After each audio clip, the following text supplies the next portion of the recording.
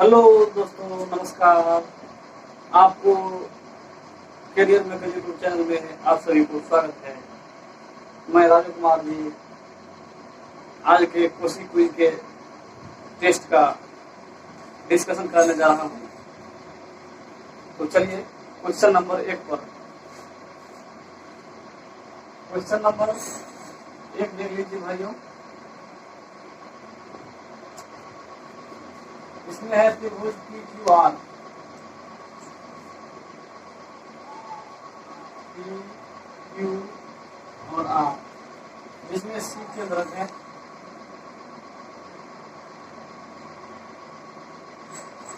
C केंद्रक है, PQ 30, QR 36, PR 50 है और D पर QR का मध्य बिंदु है D। तो CD की लंबाई ज्ञात करने के लिए कहा जा रहा है। तो यहाँ CD बराबर सूत्र होता है 1/2 रूट अंडर PQ का स्क्वायर 2 इंटू PQ का स्क्वायर प्लस PR का स्क्वायर माइनस QR का स्क्वायर। तो 1/2 इंटू 2 इंटू PQ यानी 30 का स्क्वायर प्लस 50 का स्क्वायर माइनस 36 का स्क्वायर।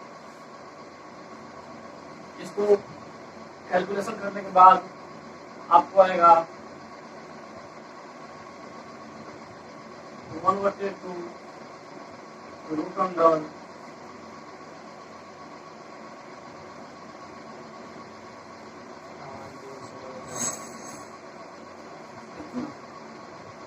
1/2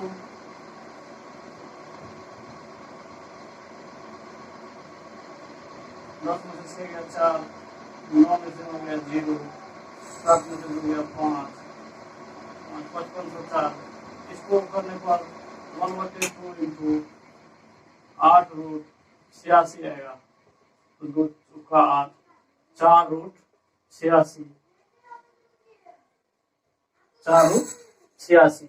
अब 4 रूट 86 ये PD रेखा इसको 1 में विभाजित करता है। तो CD की लंबाई बराबर 1/3 4 रूट 86 आंसर होगा। इसी प्रकार इसमें किसी भी भुजा पर ये माध्यिका जो डाला गया है, इस माध्यिका की लंबाई बराबर हो जाएगा। जैसे यदि इसको हम RT मान लेते हैं, तो RT की लंबाई यदि निकालना हो तो 1/2 रूट अंडर 1/2 रूट अंडर, इसको यदि हम A मान लेते हैं, इसको B मान लेते हैं, इसको C मान लेते हैं, तो root under 2 into A square plus B square. तो इस प्रकार आप इसको निकाल सकते हैं। चलिए अगली क्वेश्चन है 2 नंबर में वर्गमूल है। अगला 3 नंबर में 15 मीटर और 17 cm लंबा तथा 9 मीटर 2 cm चौड़ा है। एक कमरे की फर्श पर बराबर आकार की वर्गाकार टाइल कम से कम कितनी लगेगी? तो इसका 1500 1 मिनट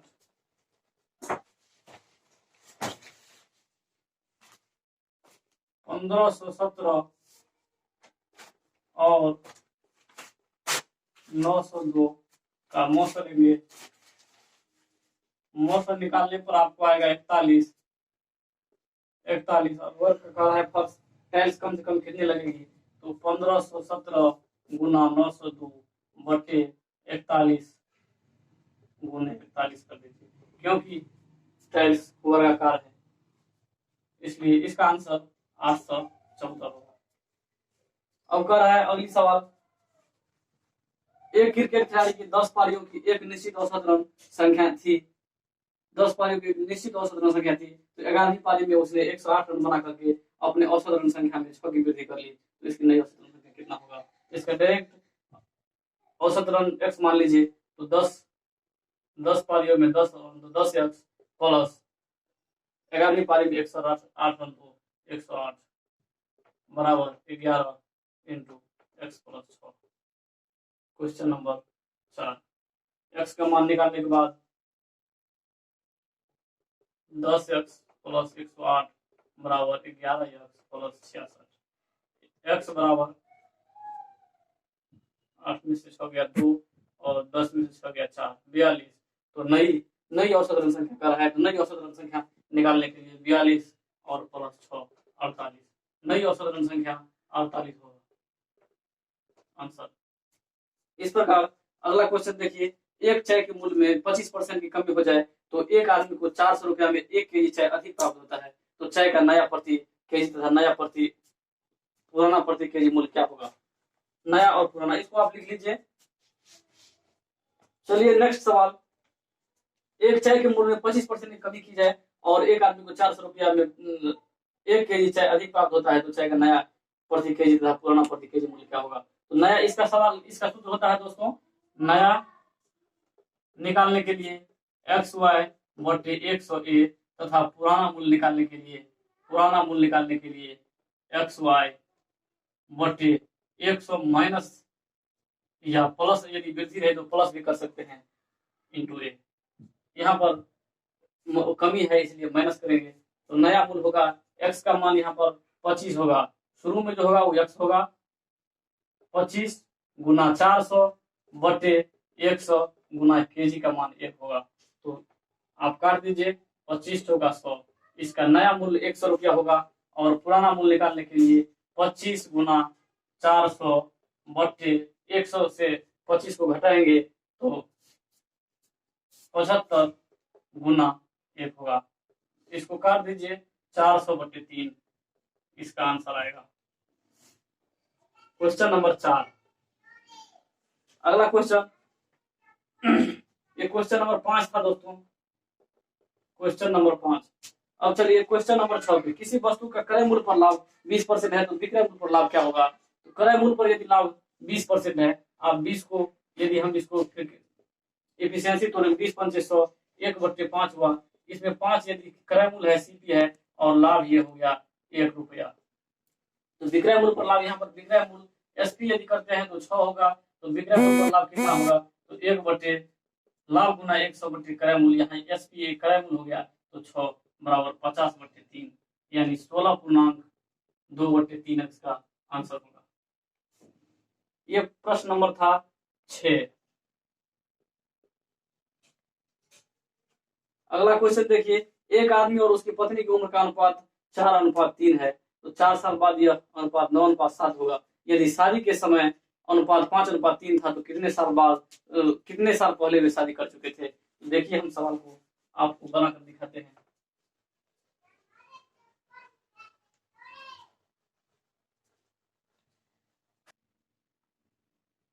चलिए, इसकी पत्नी, आदमी और उसकी पत्नी की उम्र का अनुपात 4:3 है, तो इसको 4x बटे 3x कर लीजिए, और 4 साल बाद तो 4 इसमें जोड़ देंगे, दोनों में बढ़ती, किसी के उम्र में, पति और पत्नी दोनों का उम्र में वृद्धि होगा, तो 4 साल दोनों में जोड़ देंगे। उसके बाद अनुपात 9:7 हो जाता है, तो 7 चौके 28x प्लस 7 चौका 28 बराबर 27x प्लस 7 9 तिया 27 प्लस 9 चौका 36x होगा। तो x बराबर 36 माइनस 28 बराबर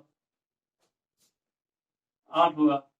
x का मान यहाँ पर 8 निकला दोस्तों। तो इसका वर्तमान उम्र निकालेंगे, वर्तमान उम्र पति का उम्र 832, वर्तमान उम्र पति का 32 और पत्नी का 24 होगा। इसमें अब कर रहा है जो कितने वर्ष पूर्व इनकी शादी हुई थी, मान लीजिए माइनस एक्स इसको कर लीजिए, यानी वर्तमान उम्र से पहले शादी हुआ था, तो तुम इसमें से माइनस एक्स वर्ष पहले शादी हुआ था, तो एक्स कर लीजिए, एक्स वर्ष शादी हुआ था पहले, तो इसमें से माइनस कर देंगे, बराबर कर लीजिए आप।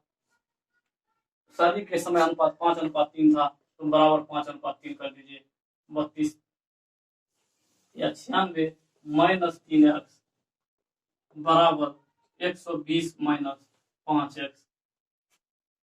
5x को इस तरफ लाएंगे तो 5 में से 3 गया, 5 2x बराबर 24, इसलिए x बराबर 12, अतः 12 वर्ष पहले इसका शादी हुआ था। अब देखिए अगला प्रश्न, देखिए दोस्तों प्रश्न नंबर 8। प्रश्न नंबर 8 में इसको चित्र बनाने के बाद आपको पता चलेगा x Y equal to BC/4 होता है। आप बना लीजिएगा।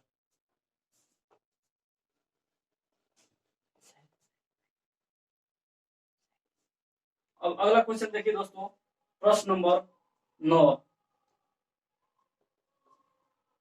इसमें कर रहा है दो संख्या का योग 36 है, तो संख्या मान लीजिए x और y, तो x प्लस y बराबर 36। और इसका HCF और एलसीएम क्रमशः 3 और 105 है, तो HCF 3 और एलसीएम 5, दोनों संख्या का गुणनफल आप जानते हैं XY होता है, और गुणनफल बराबर एलसीएम गुणे HCF होता है, इसलिए 3 गुना 105 आप लिख सकते हैं। तो अब हम इसको करेंगे, इसका व्युत्क्रम का योग कर रहा है, तो 1/x प्लस 1/y, मतलब x प्लस y बटे XY हमको निकालने के लिए कर रहा है। तो x प्लस y का मान 36 बटे 3 गुना 105 आप कर दीजिए। इसको काटिए, 12 तिया 36 और 12 4 तिया 12, 35 तिया 105, यानी कि 4/35 इसका आंसर होगा। अब अगला क्वेश्चन देखिए, प्रश्न नंबर 10।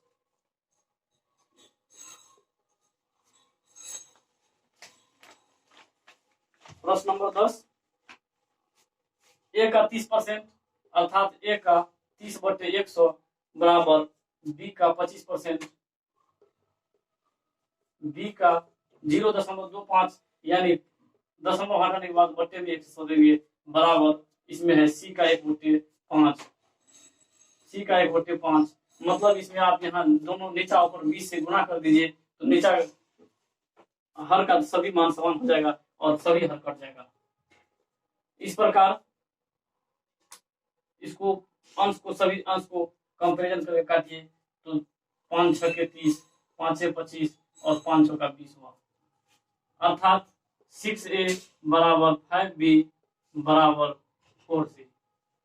अब a अनुपात b अनुपात c निकालने के लिए कहा है दोस्तों, तो इसका मान होगा, इस प्रकार से निकाला जाता है। यदि a निकालना है तो इसको ढक दीजिए, दोनों को गुणा कर दीजिए, 5 6 का 20। b निकालना है तो b को ढक दीजिए, दोनों गुणा कर दीजिए, 6 6 का 24। और c निकालना है तो c को ढक करके इन दोनों को गुणा कर दीजिए, तो निकल जाएगा 6 5 30।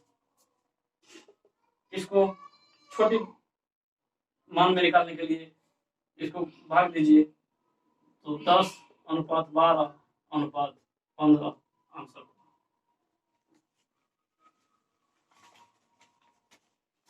अब देखिए अगला प्रश्न,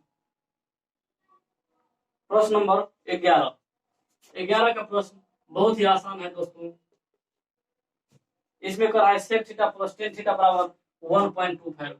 यदि sec theta plus tan theta बराबर 1.25 दिया है, और यदि प्लस में दिया रहे और माइनस में निकालने के लिए कहे, तो 1.25 का जस्ट उल्टा हो जाएगा, अर्थात sec theta minus tan theta बराबर 1/1.25, यानी 100/125, यानी 4/5 बराबर 0.80।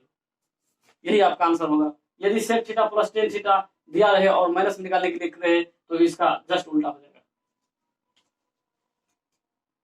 अब देखिए अगला प्रश्न, प्रश्न नंबर 12। आप इसका स्क्रीनशॉट ले सकते हैं दोस्तों।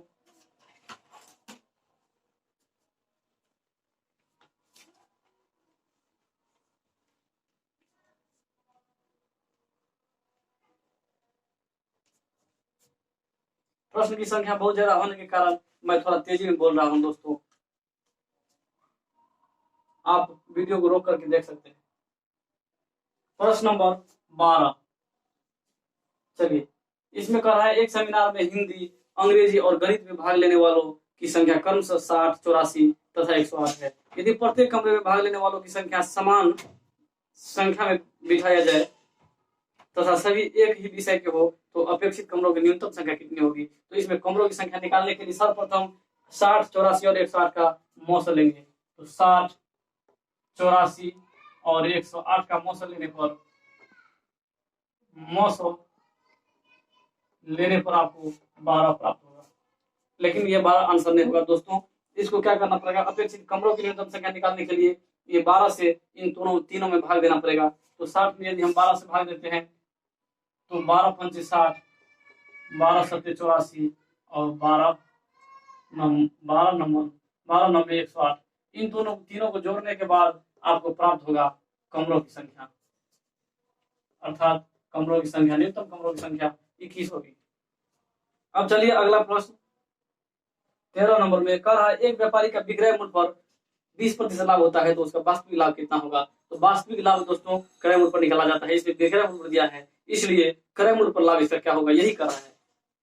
तो क्रय मूल्य पर लाभ इसका देखिए, यदि विक्रय मूल्य पर लाभ 20% है अर्थात 20/100 यदि करते हैं 1/5, यानी ये इसका क्रय मूल्य हुआ सीपी और ये इसका लाभ हुआ सीपी यानी कॉस्ट प्राइस। तो लाभ हुआ, इसमें ये विक्रय मूल्य पर है तो विक्रय मूल्य इसका ये हुआ, इसका क्रय मूल्य विक्रय मूल्य पर लाभ है तो इसका ये एसपी हुआ और ये इसका लाभ हुआ। तो इसमें क्रय मूल्य इसका 4 होगा, यानी कि विक्रय मूल्य माइनस लाभ बराबर क्रय मूल्य 4 होगा। तो लाभ निकालने के लिए लाभ यहाँ पर 1 रुपया ही रहेगा, तो लाभ गुना 100 बटे क्रय मूल्य अर्थात 25% लाभ इसका, क्रय मूल्य पर लाभ 25% होगा। अब अगला प्रश्न देखिए, प्रश्न नंबर 14। इसमें कह रहा है दो घोड़े 1920 रुपए प्रति घोड़े की दर से बेचा जाता है। तो एक को 20% लाभ पर तथा दूसरे को 20% हानि पर बेचा जाता है, तो कुल कितने रुपये का लाभ यहाँ हुआ। दोस्तों ये बहुत महत्वपूर्ण सवाल है और सभी परीक्षाओं में पूछा जाता है। 1900 इसका पहले क्रय मूल्य दोनों का यदि निकालते हैं तो पहला क्रय मूल्य होगा क्रय मूल्य बराबर विक्रय मूल्य गुना 100 बटे 100 प्लस लाभ। तो 20 पंचे 100, 20 छक्के 120, 100 यदि आप काटते हैं तो 36 का 18, 19 1 2 17 12 0।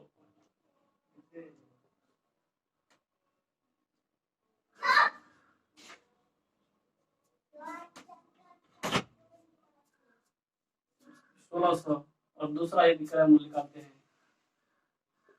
तो 1920 गुना 100 बटे 80, यानी 20 पंचे 100 और 20 चौका 80, 4 से निकालते हैं 16, 3 19, 3 2 32, 4 8 32, यानी 0 5 8 40 का 0 हासिल 4 5 का 20 4 2400, अर्थात दोनों को जोड़ने पर 24 और 1600, तो 24 36 4000 हुआ।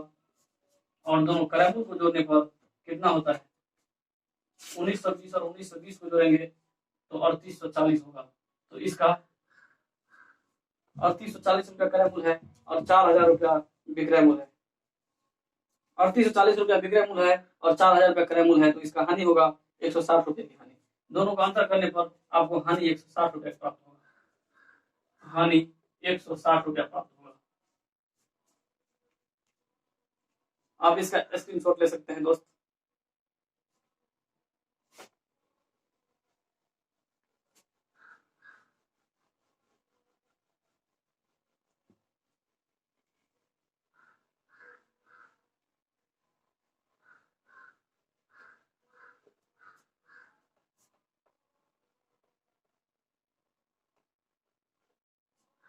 चलिए अब अगला प्रश्न देखते हैं, प्रश्न नंबर 15। प्रश्न नंबर 15 अर्थात इसमें कह रहा है 21 वस्तु को बेचने पर 3 वस्तु के विक्रय मूल्य के बराबर हानि होती है तो प्रतिशत हानि कितना होगा। अर्थात यदि हम 21 वस्तु को बेचेंगे तो इसका मतलब है 21 वस्तु हम खरीद रहे थे और 21 वस्तु को खरीदे थे और हानि हुई, तो इसका मतलब हुआ 21 सीपी यानी कॉस्ट प्राइस में से यदि हम 21 एसपी को घटाते हैं तो बराबर होगा। और हानि हुई यानी क्रय मूल्य में से विक्रय मूल्य घटाने पर ही हानि होता है और इसका हानि 3 विक्रय मूल्य के बराबर है अर्थात 3 एसपी। इसको 21 सीपी बराबर 24 एसपी।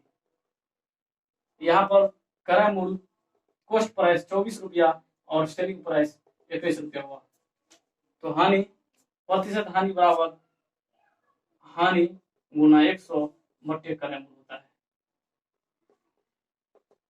100 बटे 8 यानी 50 बटे 25 बटे 2 अर्थात 12.5% की हानि हुई।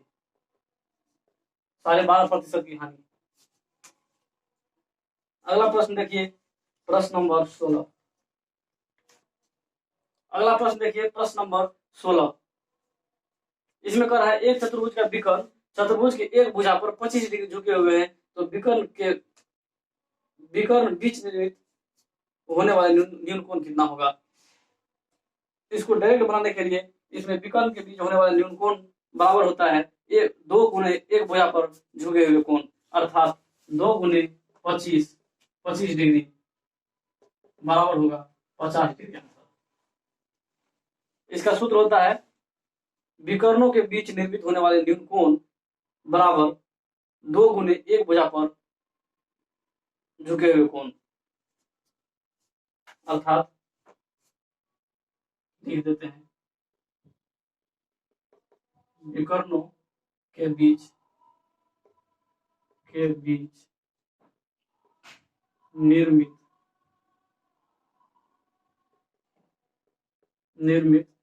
न्यून कोण बराबर 2 गुणे एक भुजा पर कोण, 2 गुणे एक भुजा का कोण, अर्थात 2 गुणे 25 यानी 50 डिग्री। अगला प्रश्न देखिए, प्रश्न नंबर 17। प्रश्न नंबर 17 दोस्तों, प्रश्न नंबर 17 बहुत ही इंपोर्टेंट क्वेश्चन है, आप ध्यान से इसे देखिए।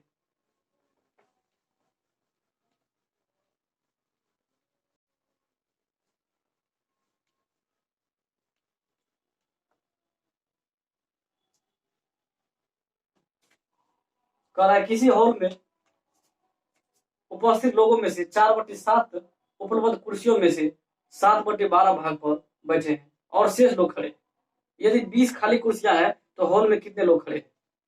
आप यहाँ पर देखिए 7/12 भाग पर बैठे हैं, 7/12 भाग कुर्सी पर, और 20 खाली कुर्सी है, तो पहले हम कुर्सी की संख्या को x मानते हैं। माना कुल कुर्सी, ये प्रश्न नंबर 17 है। माना कुल कुर्सियों की संख्या बराबर x है, तो x के 7/12 पर कितना लोग हैं, x बटे 7/12 यदि लोग बैठे हैं, 7/12 भाग पर यदि लोग बैठे हैं, भाग पर बैठे हैं तो खाली कुर्सी बराबर 1 - 7/12 अर्थात 5/12। इसी 5/12 x के 5/12 बराबर जो खाली कुर्सी दिया हुआ है 20 के बराबर होगा, अर्थात 48 कुर्सी। कुर्सियों की कुल संख्या 48 हुआ, कुल संख्या हुआ ये, कुल कुर्सियां 48। अब इस कुल कुर्सियों में से 7/12 भाग पर, तो कुल कुर्सी 48 का 7/12 यानी 12 चौका 48, 7 चौका 28 कुर्सी पर कुल आदमियों की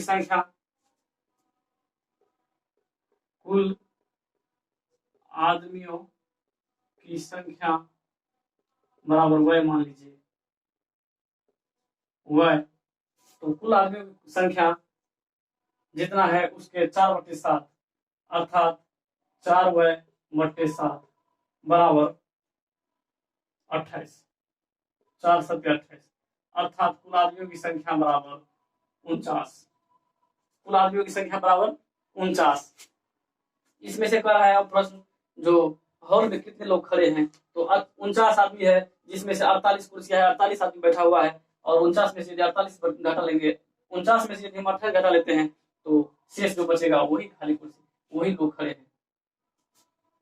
तो खड़े लोगों की संख्या, खड़े लोगों की संख्या बराबर 48 में 49 माइनस 28 बराबर 21। खड़े लोगों की संख्या हुआ।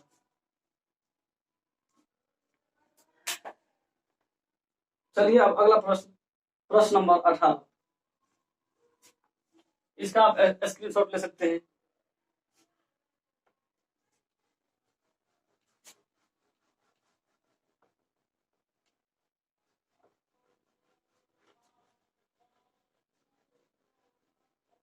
ये सभी प्रश्न आरआरबी ग्रुप डी और एनटीपीसी में पूछा हुआ क्वेश्चन है दोस्तों, इसलिए सभी क्वेश्चन बहुत ही महत्वपूर्ण है और इसे आप लोग ध्यान से देखिए। प्रश्न नंबर 18,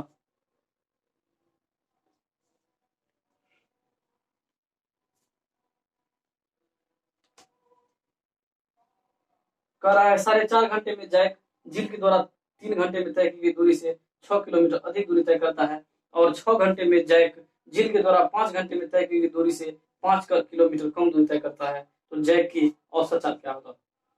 तो देखिए इसमें झील का औसत चाल मान लीजिए x किलोमीटर प्रति घंटा और जैक का चाल मान लीजिए y किलोमीटर प्रति घंटा। तो प्रश्न कर रहा है जो झील के द्वारा 3 घंटे में, तो झील के द्वारा 3 घंटे में तय दूरी होगा समय गुने चाल, दूरी बराबर चाल गुने समय होता है, तो 3x और दूरी 6 किलोमीटर अधिक दूरी तय करता है, तो +6 किसके, जैक 4.5 घंटे में तय दूरी के, तो 4.5 घंटे में जैक कितना दूरी तय करेगा, 4.5 अर्थात 9/2 घंटे में, और इसका चाल है वह, तो 9/2 है।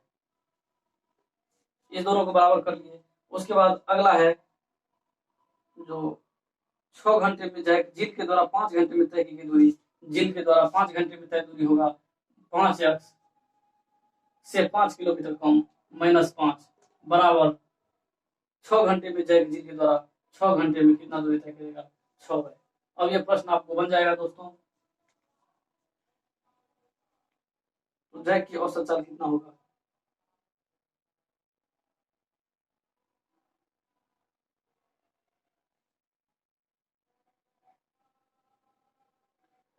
जैक की औसत चाल कितना होगा, तो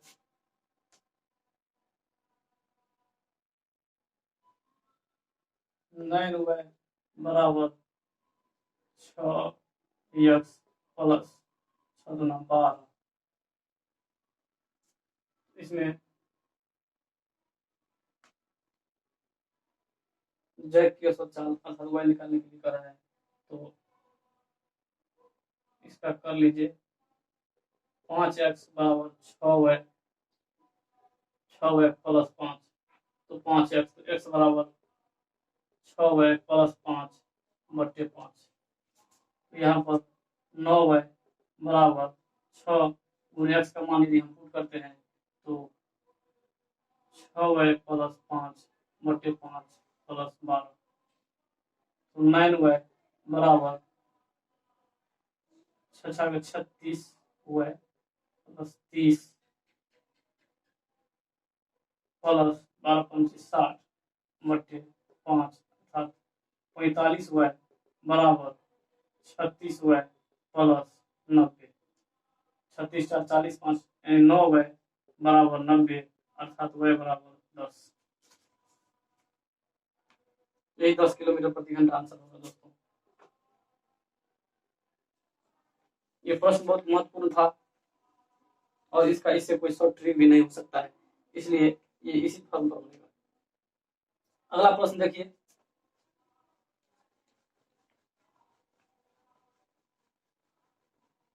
प्रश्न नंबर 19 में कह रहा है एक छात्र को समग्र अधिकतम अंकों में से कुछ अंक प्राप्त हुए थे, प्रतिशत के रूप में 75% था, तो कुछ अंक मान लीजिए x का 75% प्राप्त हुए थे, औसत अंक x का 75% प्राप्त हुए थे, और यदि प्रश्न एक अंक का और प्रश्न जोड़ दिया जाए तो वह उसका उत्तर सही देता, तो उसको प्राप्त प्रतिशत में 76% होता है, तो इसका प्रारंभिक अधिकतम अंक कितना था। तो प्रारंभिक अधिकतम अंक x और इसमें 1 का वृद्धि हो जाता है, तो x प्लस 1 और इसका 76%। आप इसको निकाल लीजिए। x का 76% प्लस 76/100, x का 75% प्लस 1 76%, अर्थात x/100 बराबर 100 माइनस 76, 76×4 = 80, 20×4 = 24, 24/100 अर्थात 24 आंसर। चलिए अगला प्रश्न देखिए, प्रश्न नंबर 20। 20 में कहा है एक रेलगाड़ी प्रातः 5 बजे मेरठ से चलकर प्रातः 9 बजे दिल्ली पहुंच जाती है। प्रश्न ये बहुत इंपॉर्टेंट है सर। प्रश्न नंबर 20 का देखिए,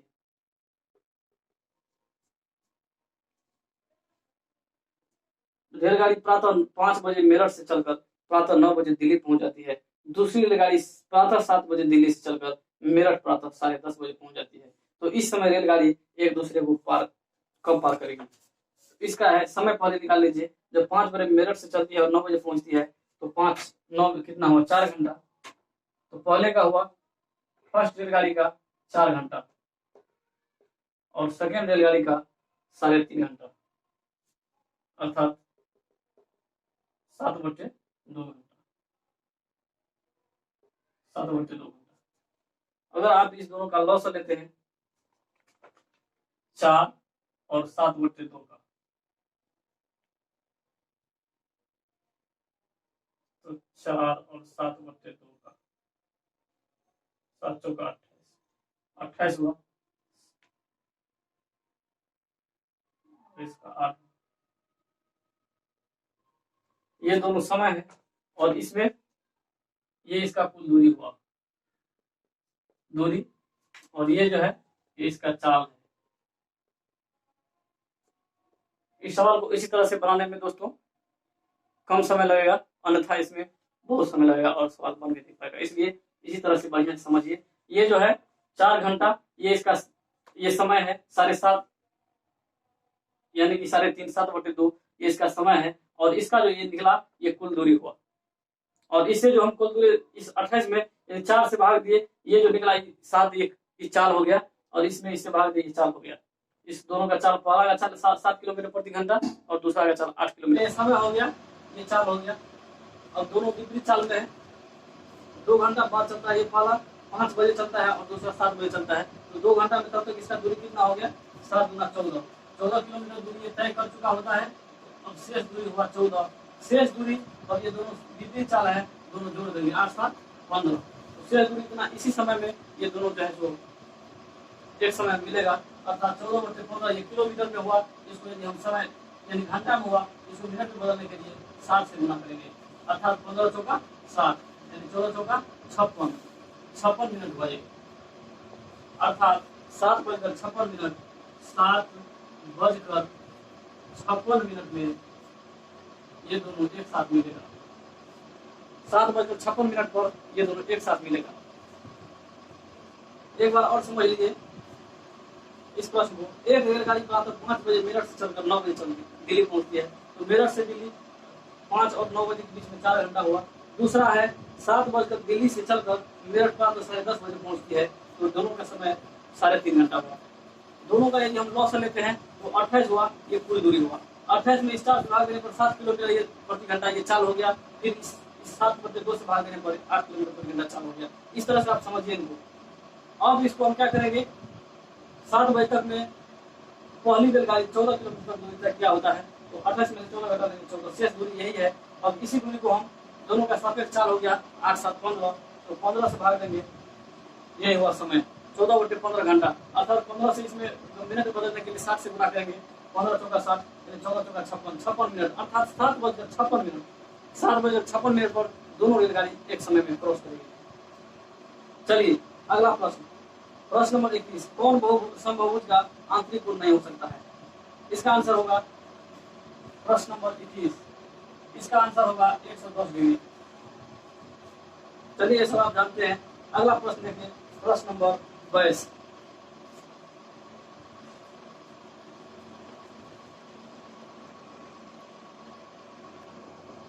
चलिए प्रश्न नंबर 22।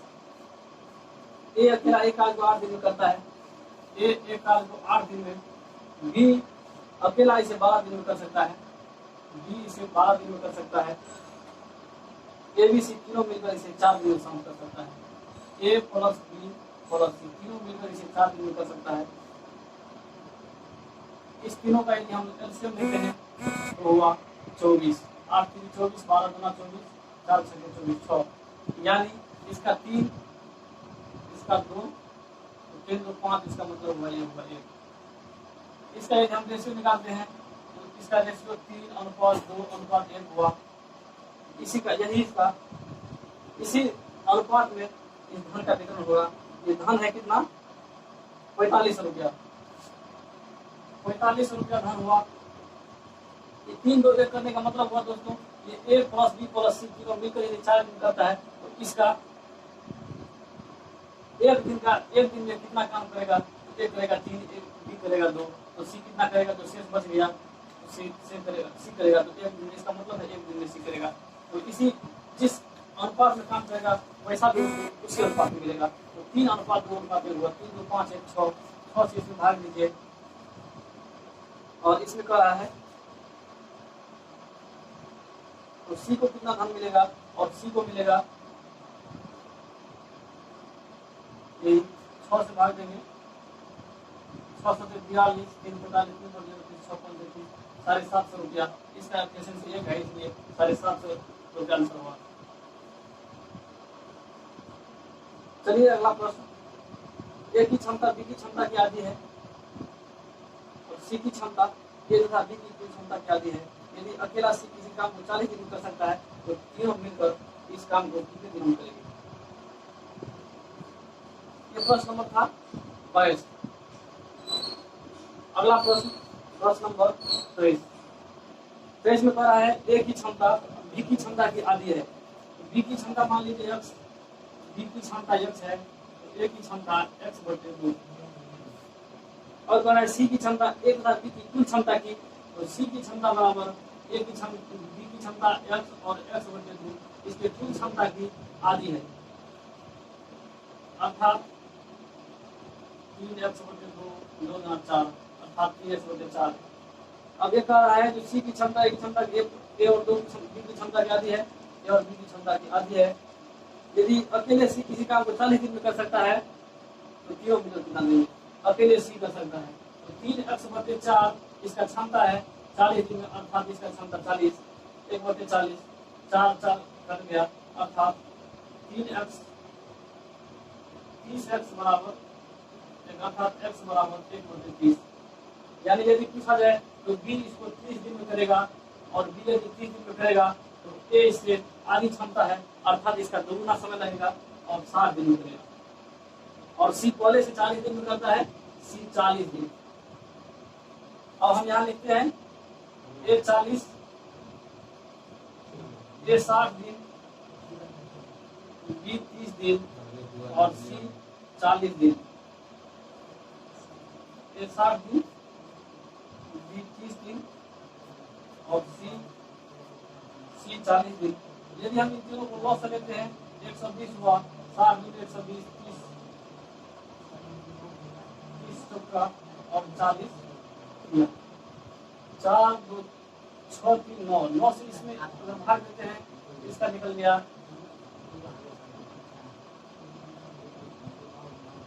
तीनों मिलकर कर रहा है, इसका निकल गया 13.1/3। यही आंसर होगा। अब चलिए अगला प्रश्न, इसका स्क्रीनशॉट ले लीजिए। अगला प्रश्न है प्रश्न नंबर 24। एक राशि चक्रवृद्धि ब्याज की दर पर 3 वर्ष में 8 गुनी हो जाती है तो यह राशि कितने समय बाद चक्रवृद्धि ब्याज की दर पर 16 गुनी हो जाएगी? इसका एक छोटा सा ट्रिक है दोस्तों, n2 बराबर n1 के पावर t2/t1। n2 बराबर t1 t2 समय है, n2 कितना गुना हुआ, ये n2 n1 यही हुआ, अर्थात 8 गुनी और 16 गुनी, तो अर्थात 16 गुनी का मतलब हुआ 2 के पावर 4, 16 गुनी और पहला है 8 गुनी, अर्थात 2 की पावर 3 बराबर T2। T2 हमें निकालने के लिए कह रहा है T2, और T1 दिया हुआ है 3 वर्ष। इस बेस को 2 को हम काट देते हैं।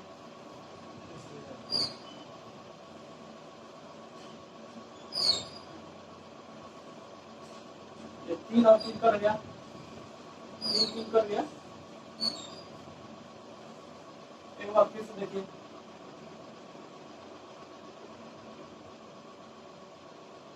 निकालने के लिए कर रहा है, और 3 यहाँ पर 3 वर्ष दिया हुआ है, ये 3 एक कर गया।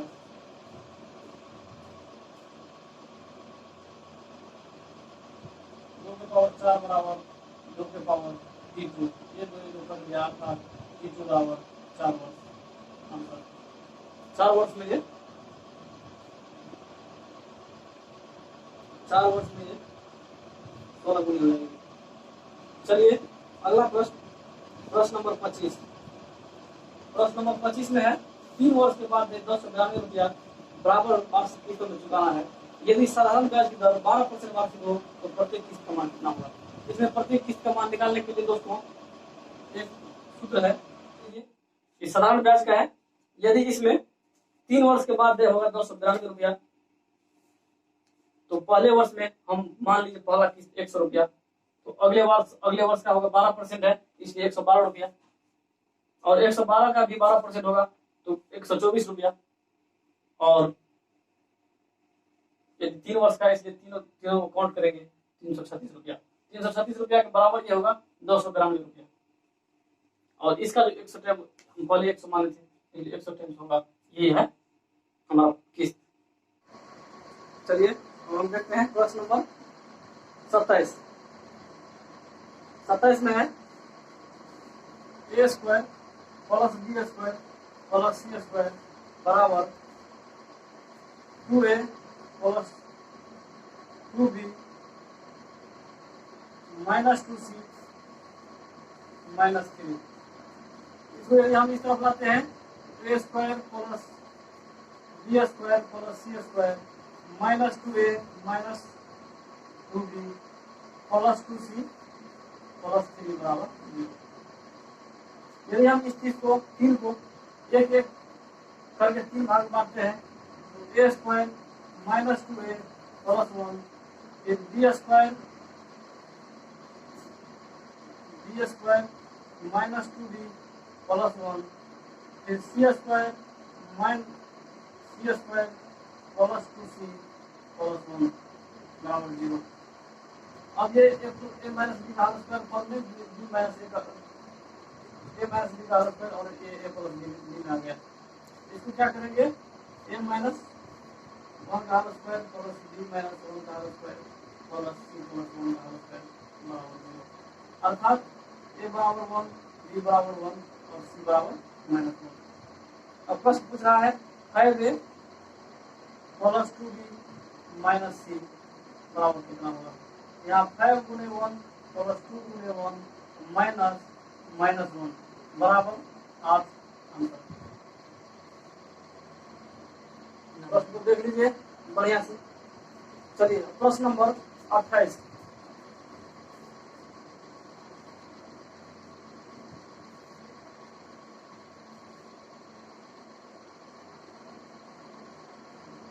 प्रश्न नंबर 28। प्रश्न नंबर 28 में है 87 मीटर ऊंचे खंभे हैं, 87 मीटर ऊंचे खंभे हैं, जिसमें से 8 मीटर 1 मिनट में 8 मीटर 1 मिनट में 8 मीटर चढ़ता है और दूसरी अगली मिनट में 5 मीटर फिसल जाता है, अर्थात 2 मिनट में 3 मीटर फिसल जाता है, अर्थात 2 मिनट में 5 मीटर चढ़ता है। इस प्रश्न को बनाने के लिए सर्वप्रथम 87 में से हम क्या करते हैं, 8 को घटा लेते हैं लास्ट, अर्थात यदि हम लास्ट में एक बार चढ़ते हैं तो फिर फिसलने की आवश्यकता नहीं होती है और हम 3 पॉइंट पर चढ़ जाते हैं। तो पहले हम 8 घटा लेंगे तो इसका हुआ 79, और इस 79 में हम इस 5 मिनट, अगर 2 मिनट में 5 मीटर तो 1 मिनट में 5/2 मीटर होता है, 5/2 मीटर। अब इस 5/2 मीटर से भाग देंगे जितना निकलेगा वही होगा, और 1 मिनट में फिर 8 मीटर हम उसको जोड़ देंगे। परंतु इस 79 में यदि हम 5/2 से भाग देते हैं तो पूरा पूरा विभाजित नहीं होगा, और पूरा पूरा विभाजित नहीं होने के कारण हम इससे आगे का अंक लेंगे, अर्थात 80 लेंगे। 80 में यदि हम 5/2 से भाग देते हैं तो कितना हो गया, 32 मिनट हमारा आंसर ये आया, 32 मिनट। उसके बाद बच गया हमें 7 मीटर और चढ़ने के लिए, 7 मीटर और चढ़ना है, और हम 1 मिनट में 8 मीटर चढ़ते हैं तो 7 मीटर चढ़ना है, तो हमको समय लगेगा 8/7 मिनट, अर्थात 32 मिनट प्लस 8/7 मिनट बराबर 32.8/7 मिनट का समय लगेगा। ये 79 का फंडा तब लागू होता है जब यदि ये 5/2 से पूरा पूरा कर जाता तो हम 79 लेते और 1 मिनट जोड़ देते, परंतु ऐसा नहीं हुआ, इसलिए हम उससे अगले अंक लेंगे और उसको पूरा पूरा विभाजित करके इस तरह से, यदि 7 मीटर शेष बचता है तो 1 मिनट में 8 मीटर चढ़ते हैं तो 7 मीटर चढ़ने के लिए 8/7 मिनट लगेगा, और आंसर हमारा आया 32.8/7 मिनट। चलिए अगला प्रश्न है प्रश्न नंबर 29। प्रश्न नंबर 29, ये प्रश्न नंबर 28 था। प्रश्न नंबर 29 में है एक बंटन का मान 18 है और मानक विचलन 7 है, तो विचलन गुणांक कितना होगा। इसका सूत्र होता है दोस्तों विचलन गुणांक बराबर मानक विचलन अर्थात स्टैंडर्ड डेविएशन गुना मानक विचलन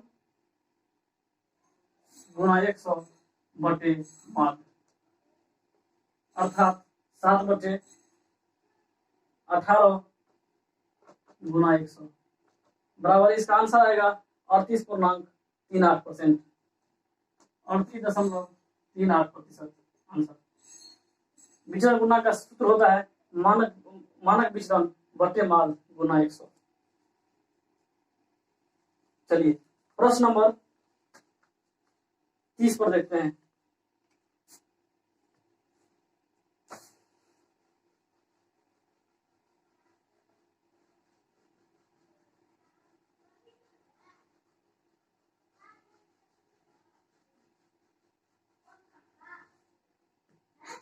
प्रश्न नंबर 30 में है 12 घंटे वाली घड़ी यदि 9:30 और 30 सेकंड पूरा होने मिनट की सुई और घंटे की सुई द्वारा बनाया गया कोण।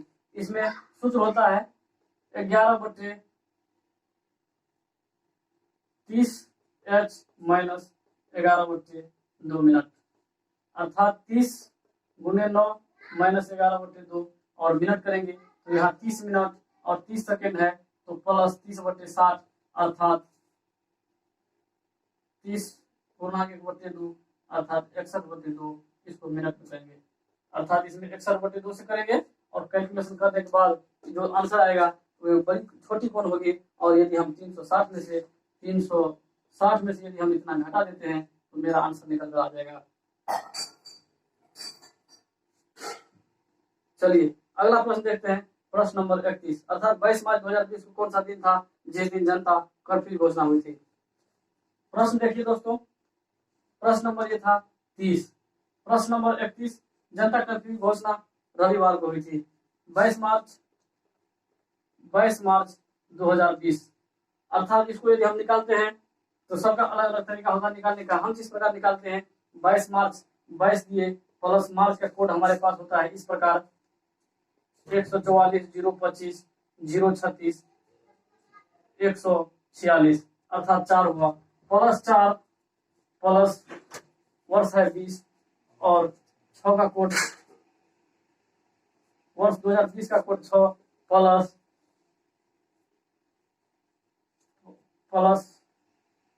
20 लीप वर्ष है, 20 में यदि हम 4 से भाग देते हैं तो 4 5 20 5 को लीप आएगा और इसमें हम 7 से भाग देंगे। इस प्रकार जो आंसर आएगा 21 1 4 1 5 6 5 11 5 5 1 6 16 16 में 14 15 16 2 आया 1 आएगा और इसका आंसर रविवार होगा। चलिए अब 32 इस प्रकार रीजनिंग आप सब बना लेंगे। एक बार रीजनिंग हम देखते हैं, प्रश्न रीजनिंग 33 से 34 और 35। 33 34 35 का आंसर दोस्तों था मिस्टेक हो गया था,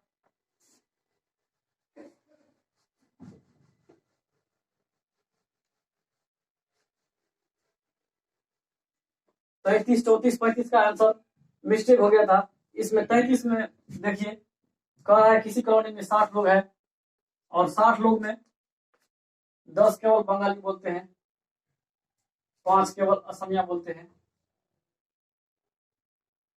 10 हिंदी और उड़िया दोनों बोलते हैं। इस प्रकार यदि आप सेट करते हैं तो आपको आंसर आएगा, बन जाएगा आप लोगों से हम जानते हैं। इसका आंसर आएगा पहला का 45, 33 नंबर, 33 में आएगा 45, 34 में आएगा 3/5 और 35 में आएगा 32। ये आंसर थोड़ा मिस्टेक हो गया था। पहला 33 में होगा 45, 34 में होगा 3/5 और 35 में होगा 32। चलिए उसके बाद 36, 37 ये सब वृत्त वाला प्रश्न है। ये सब बनाने के बाद आपको ये सब आ जाएगा। चलिए पक्षी, पंख तो मछली, मीन पंख, ये सब आप कर सकते हैं। 40, 41, 42, 43, 44 रीजनिंग है दोस्तों, आप ये रीजनिंग सब जानते होंगे। अगले प्रश्न पर हम चलते हैं। प्रश्न नंबर 52 में है, प्रश्न नंबर 52 में है साइंस कर रहा है CuO plus H2, Cu plus H2O। प्रश्न नंबर 52।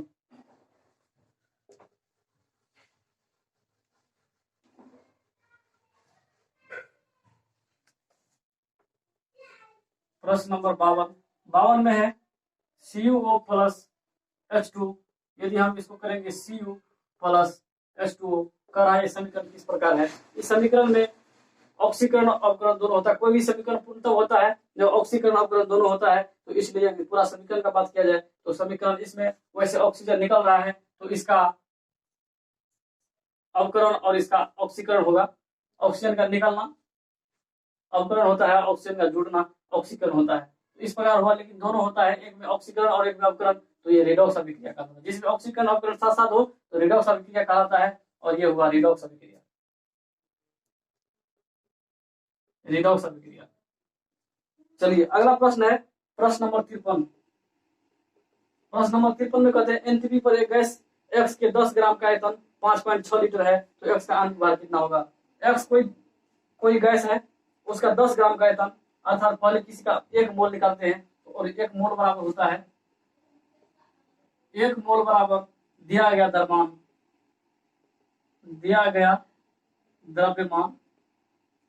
बटे आणविक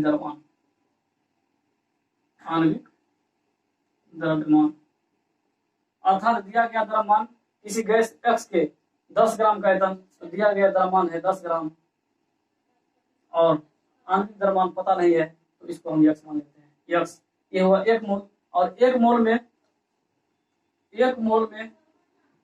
एनटीपी पर आयतन होता है 22.4 लीटर।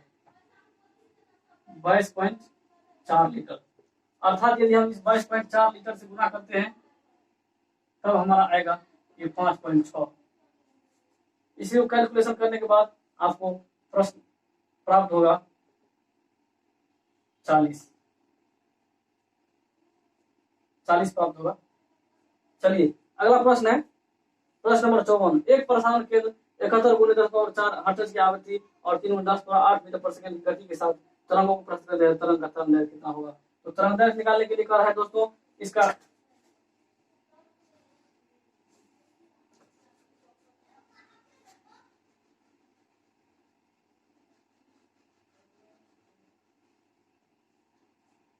तरंग दैर्घ्य यहाँ पर होता है, देखिए v बराबर एन लैम्डा, आप लोग जानते होंगे, यहाँ पर लैम्डा तरंग दैर्घ्य है, लैम्डा बराबर v बटे एन। v क्या है, v वेग है और एन आवृत्ति है, तो v वेग है 3 × 10⁸, और यहाँ पर आवृत्ति है 71 × 10⁴ हर्ट्ज।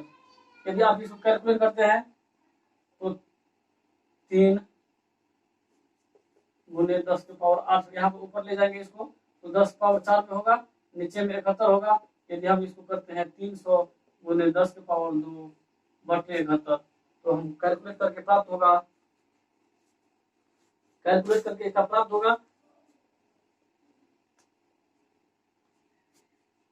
422.5। इसका आंसर आएगा 422.5 मीटर। ये आंसर क्वेश्चन नंबर 54 था। v बराबर एन लैम्डा, यहाँ v वेग है, v वेग है, n आवृत्ति है, और लैम्डा तरंग दैर्घ्य है, लैम्डा तरंग दैर्घ्य। चलिए अगला प्रश्न है, एक पौधों में इनमें से क्या एक बीज में परिवर्तन होता है? बीज में बीजाणु परिवर्तन होता है। बीजाणु अंडाशय के अंदर में बीजाणु होता है, किसी पुष्प में अंडाशय के अंदर बीजाणु होता है जो बीज में परिवर्तन होता है। चलिए अगला है, किसी तरल की समान मात्रा के लिए निम्न में से किस प्रक्रिया की गति धीमी होती है? इसमें सबसे पहले वाष्पीकरण की प्रक्रिया धीमी होती है। वाष्पीकरण क्रिया धीमी होती है, अर्थात एक वाष्पीकरण एक सतही प्रक्रिया है जो सबसे धीमी होती है। बाकी हिमांक, क्वथनांक और संघनन ये सब तीनों प्रक्रिया है। बेंजीन में सिग्मा और पाई आबंध की संख्या कितनी होती है? सिग्मा और पाई बॉन्डों की संख्या पूछा जाता है दोस्तों। देखिए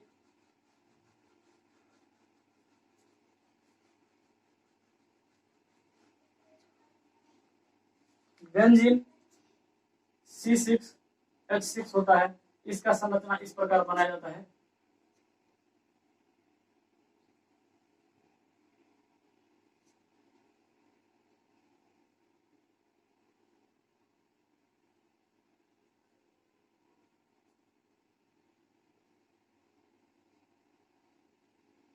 इसमें क्या होता है, देखिए यदि सिंगल बॉन्ड हुआ तो सिंगल बॉन्ड में एक सिग्मा होगा, डबल बॉन्ड में एक सिग्मा एक पाई बॉन्ड होगा, और यदि ट्रिपल है तो एक सिग्मा, दो सिग्मा और एक पाई होगा, दो सिग्मा और एक पाई बॉन्ड होगा। इसी प्रकार इसमें यदि आप देखते हैं तो यहाँ पर डबल बॉन्ड हुआ, चलिए डबल बॉन्ड हुआ तो डबल इसमें 1 2 3, यहाँ पर 3 पाई होगा, पाई बॉन्डों की संख्या 3 होगा, और यहाँ पर सिंगल बॉन्ड, प्रत्येक सिंगल बॉन्ड पर 1 2 3 4 5 6 और 1 2 3 4 5 6, अर्थात सिग्मा बॉन्डों की संख्या 12 होगी। चलिए अगला प्रश्न है, प्रश्न नंबर 58।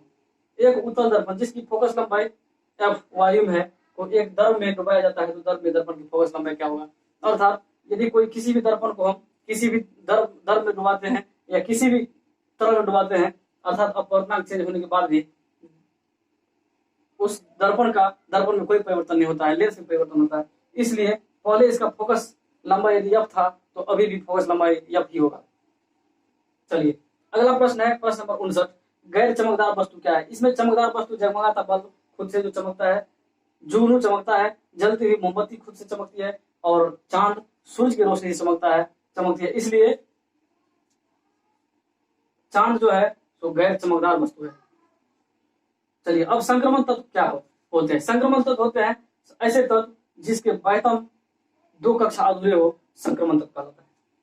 संक्रमण तत्व डी ब्लॉक के तत्व को कहते हैं जिसके बाहरी 2 कक्षा अधूरा होता है। देखिए जैसे लोहा एक संक्रमण तत्व है।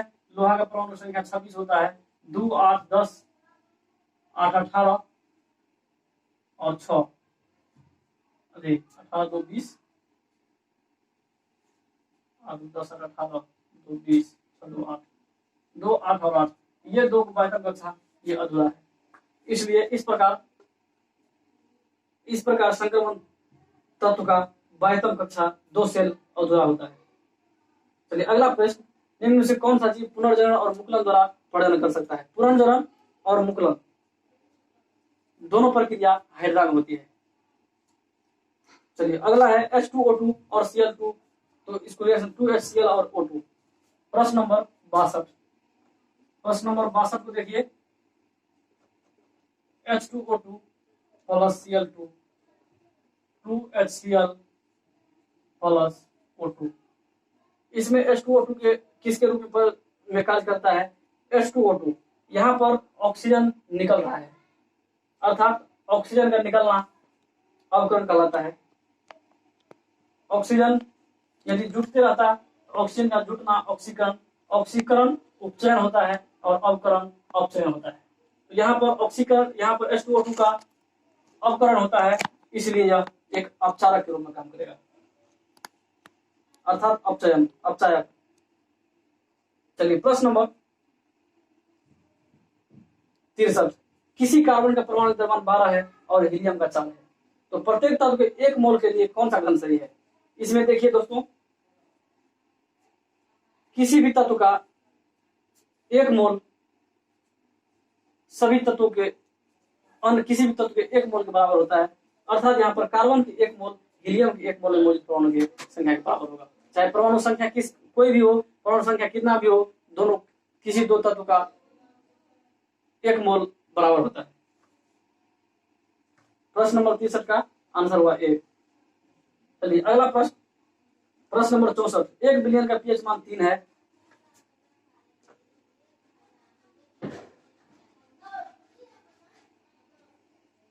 एक बिलियन का पीएच मान 3 है, पीएच मान 3 है। जब पीएच मान बदलकर 6 हो जाता है, पीएच मान बदलकर 6 हो जाता है, तो इसके H प्लस आयन की सांद्रता क्या होगी? तो इसमें सांद्रता देखिए दोस्तों, पीएच बराबर माइनस लॉग H प्लस होता है। यहाँ यदि हम H प्लस बराबर लेते हैं तो 10 के पावर माइनस 3 हुआ, और H प्लस ये दूसरा लेते हैं 10 के पावर माइनस 6 हुआ। तो इसमें कितना कम हो रहा है? 10 के पावर माइनस 3, 10 के पावर माइनस 6, अर्थात 1000 की कमी हो रही है। 1000 गुना कम हो रही है। अगला प्रश्न देखिए, प्रश्न नंबर 65, 2 उत्तरोत्तर श्रृंग अथवा 2 उत्तरोत्तर गर्तों के मध्य दूरी को क्या कहते हैं? इसको तरंगदैर्घ्य कहते हैं। 2 उत्तरोत्तर श्रृंग और 2 उत्तरोत्तर गर्त के बीच की दूरी को तरंगदैर्घ्य कहते हैं। देख लीजिए,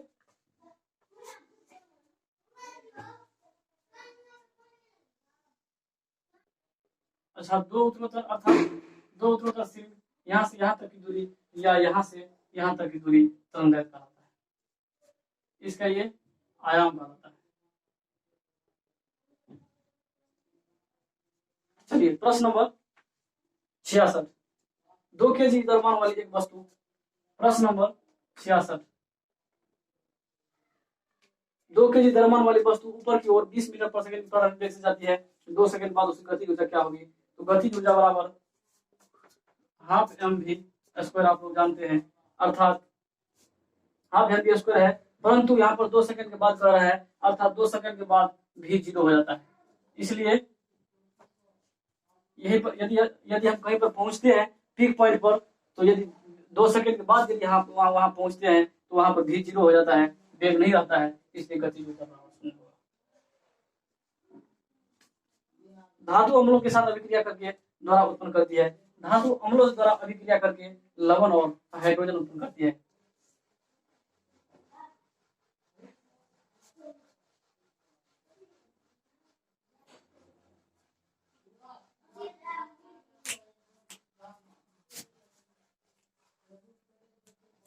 धातु अम्लों के साथ अभिक्रिया करके लवण और हाइड्रोजन उत्पन्न करती है। अगला प्रश्न, 4 केजी भार की एक वस्तु क्षैतिज दिशा में 5 मीटर पर सेकंड की गति से बढ़ रही है, यदि इसकी गति 10 मीटर पर सेकंड तक बढ़ाने के लिए इसको किया गया कार्य कितना होगा?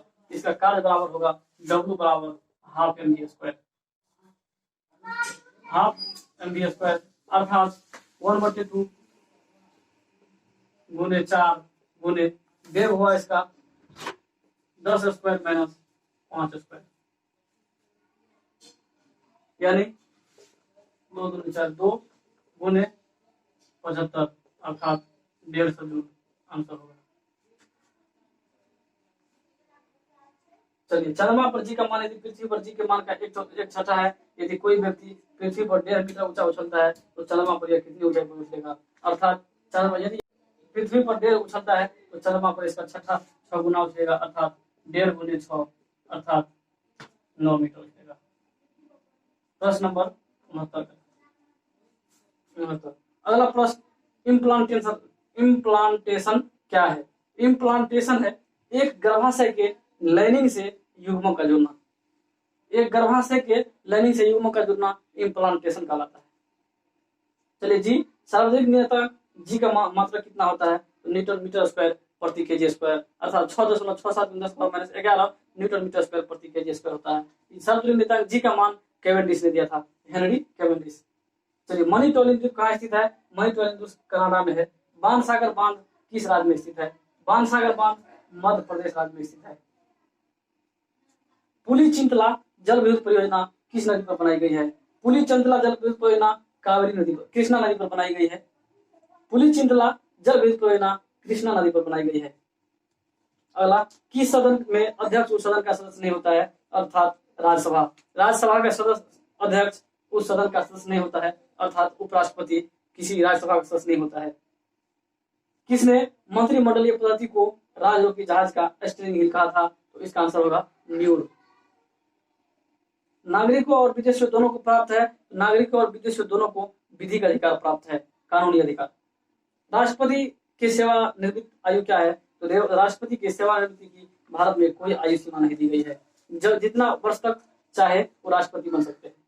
भारत के उपराष्ट्रपति का चुनाव किया जाता है। भारत के उपराष्ट्रपति का चुनाव संसद के सभी सदस्यों द्वारा किया जाता है, अर्थात राज्यसभा और लोकसभा दोनों के सभी सदस्यों द्वारा उपराष्ट्रपति का चुनाव किया जाता है। भारत के राष्ट्रपति का चुनाव किया जाता है। भारत के राष्ट्रपति का चुनाव लोकसभा, राज्यसभा और राज्य विधानसभा के सभी निर्वाचित सदस्य तथा दिल्ली और पुदुचेरी के विधानसभा के सभी निर्वाचित सदस्यों द्वारा राष्ट्रपति का चुनाव किया जाता है। अगला प्रश्न, आरंभिक बौद्ध साहित्य किस भाषा में रचे गए थे? तो आरंभिक बौद्ध साहित्य पाली भाषा में रचे गए थे। लिच्छवी दोहित्र किसे कहते हैं? अर्थात लिच्छवी दोहित्र का अर्थ हुआ लिच्छवी राजकुमारी से उत्पन्न संतान। लिच्छवी राजकुमारी से उत्पन्न संतान अर्थात लिच्छवी राजकुमारी कुमार देवी से समुद्रगुप्त उत्पन्न हुआ था, इसलिए लिच्छवी दोहित्र के नाम से समुद्रगुप्त को जाना जाता है। जहांगीर का अर्थ क्या हुआ? जहांगीर का अर्थ होता है विश्व विजेता। जहां मतलब संसार और गिर मतलब विजेता, अर्थात जहांगीर का अर्थ हुआ विश्व विजेता। बिंदुसार के शासन के दौरान अशांति कहाँ थी? बिंदुसार के शासन के दौरान तक्षशिला में अशांति थी। तक्षशिला में हुए विद्रोह को दबाने के लिए बिंदुसार ने पहले अशोक को भेजा, पहले सुसीम को भेजा, बाद में अशोक को भेजा। गांधी जी ने किस धार्मिक ग्रंथ को अपनी माता कहा था? दोस्तों, इसका आंसर होगा भगवत गीता।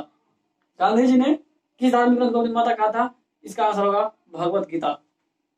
अर्थात चलिए, बीज किसके बिना अंकुरित हो सकता है? तो प्रकाश के बिना। प्रकाश नहीं रहने के बाद भी बीज अंकुरित हो सकता है। लक्ष्मीबाई राष्ट्रीय शारीरिक शिक्षा संस्थान कहाँ स्थित है? तो इसका आंसर होगा ग्वालियर। जहां लक्ष्मीबाई राष्ट्रीय शारीरिक शिक्षा संस्थान ग्वालियर में स्थित है। टीचर शब्द किस खेल से संबंधित है?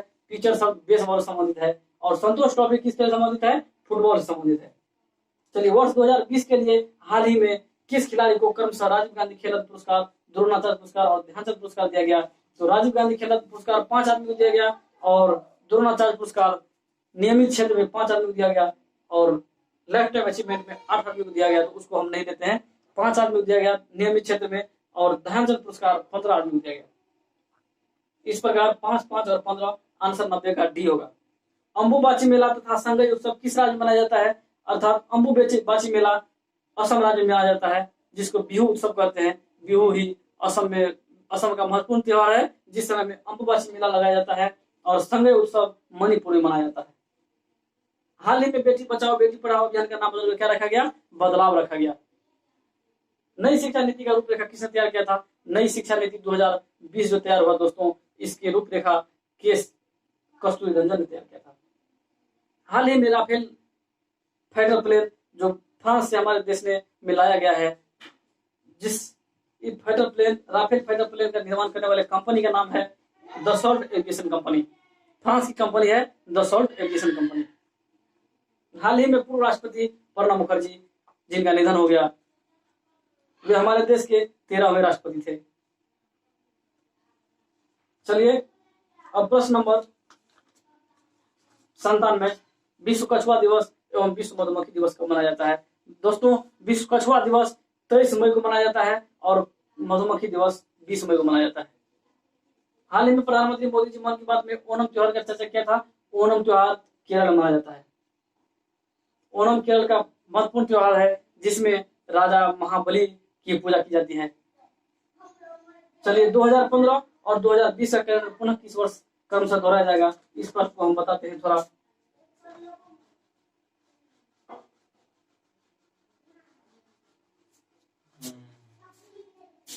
2015 का कैलेंडर देखिए दोस्तों, यदि कोई लीप वर्ष लीप वर्ष से ये वर्ष कितना आगे या पीछे है, तो लीप वर्ष से यदि एक से लीप वर्ष के बाद यदि एक वर्ष आगे है तो इसमें हम 6 जोड़ेंगे, यदि 2 आगे है 11 जोड़ेंगे, यदि 3 आगे है तो 11 जोड़ेंगे और 4 आगे है, अर्थात लीप वर्ष है तो इसमें 28 जोड़ करके पुनः वही वर्ष प्राप्त होता है।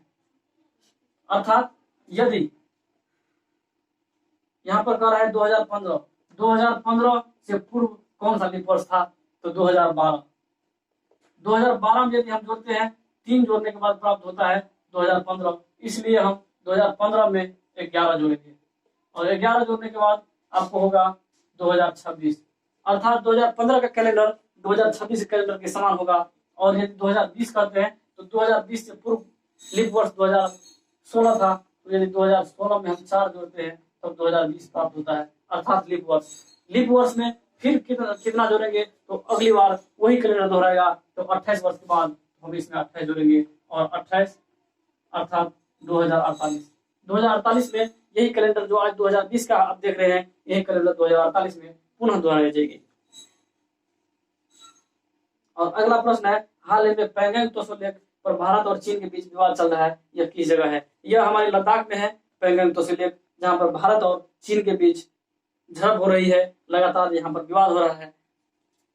चलिए, इस प्रकार हमारा 100 प्रश्न का डिस्कशन समाप्त हुआ दोस्तों। यदि इस डिस्कशन में हमारी भाषा आवाज यदि थोड़ा कुछ प्रॉब्लम हो तो इसको नजरअंदाज कर दीजिएगा, क्योंकि आज हमारा पहली क्लास थी और हम इस तरह से आपको नई नई प्रश्न लेकर के आते रहेंगे। धन्यवाद, नमस्कार।